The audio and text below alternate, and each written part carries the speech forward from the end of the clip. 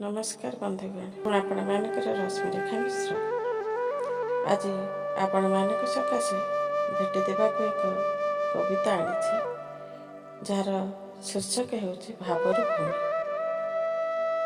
आशा करुछि कविताटी निश्चित भाव में आपण मानक मन को छुईब।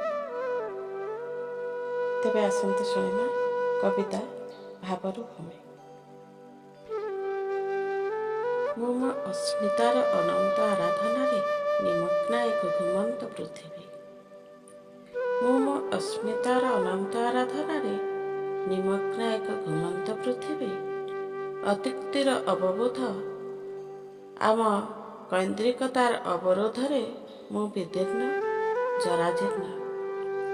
ମୁଁ भଳି अज्ञताबोधरे आप्लुत केउं पुंगुळा इतिहासर पर्यटनरे मोर विस्तृत प्रवर्तनर घुमंत आकाश आउ निषिद्ध बलय एबे भी सहस्राधिक आयुषबद्ध।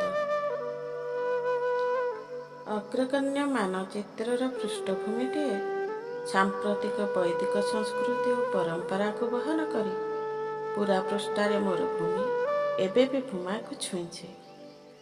मु छंचाणा डेनार भारत सहनशीलतार दर्पण स्वर्गीय सुगंध योजनगंधार परिव्याप्ति नारीत्वर चिताग्नि बालीर चिठी लवंगदीपर ठिकणा तृप्तिर समुद्र कविमनर व्याकुलता निर्जन दीपर विलाप पारिपार्श्वर उपहास बाघ आ भितरे पिकनिक मुख्य बाटिकार शिराशिष सप्तद्वीपर कहानी सापगातरे सकाळ रक्तपथर वर्षा विभक्त भावरे दूरदृष्टि एवं आकाशर काठगड़ारे 101 कविता